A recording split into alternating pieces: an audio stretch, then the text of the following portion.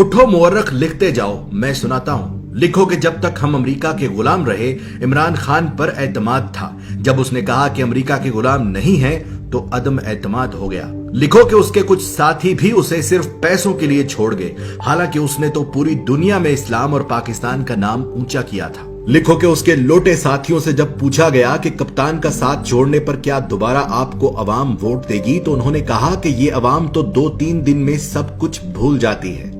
लिखो कि तारीख में पहली मर्तबा अदम एतमाद आया, और वो भी उस वजीर आजम पर जिस पर कोई करप्शन का इल्जाम तक नहीं था। लिखो कि जावेद लतीफ नामी नून लीगी रहनुमा ने सरेआम टीवी चैनल पर कहा कि हाँ, हमने पैसे देकर एमएनएस खरीदे हैं, और ये सुनकर भी इलेक्शन कमीशन नामी मुकद्दस गाय सोई रही। लिखो कि जहां एक निकाह मनसूख करने के लिए भी जज वजह पूछता है, वहां 22 करोड़ आबादी के मुल्क के वजीर आजम को हटाने की वजह न किसी जज ने पूछी, न किसी इलेक्शन कमीशन ने। लिखो कि जहां रिश्वत गुनाह कबीरा में आती है, वहां पैसे और ओहदों के लिए एमएनएस ने डायरेक्ट बोलियां लगवाई। लिखो कि जब इमरान खान ने पाकिस्तान को आजाद करना चाहा तो उसे झुकाने के लिए सारे सियासतदान मिल गए। लिखो कि इलेक्शन कमीशन ने हमेशा इमरान खान की हुकूमत के खिलाफ फैसले किए, लेकिन वो फिर भी मुकद्दस ही रही। उसने अमीन अली गंडापुर के भाई को सिर्फ अपने हलके में जाने पर नाअहल कर दिया, लेकिन एमएनएस को खरीदने पर बिल्कुल सोई रही। लिखो कि ईमान की इस खरीदो फरोख्त ने फिर से उस अमरीकी को सही साबित कर दिया जिसने कहा था कि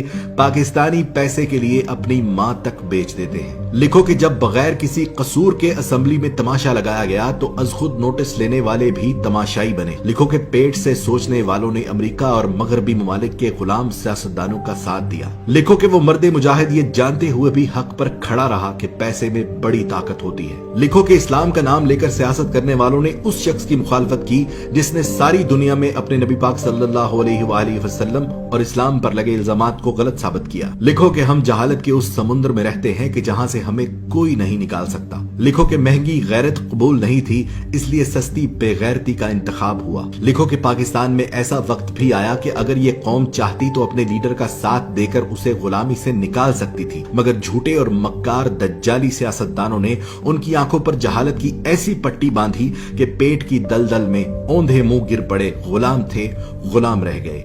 गुलामों के लिए अच्छी खबर यह है कि अल्लाह ने इस कौम पर तरस खाकर एक बहादुर लीडर दिया जो उनकी गुलामी की जंजीरें तोड़ना चाहता है। पर इस कौम ने कहा कि मैं अमेरिका और मगरिब का गुलाम था और रहूंगा।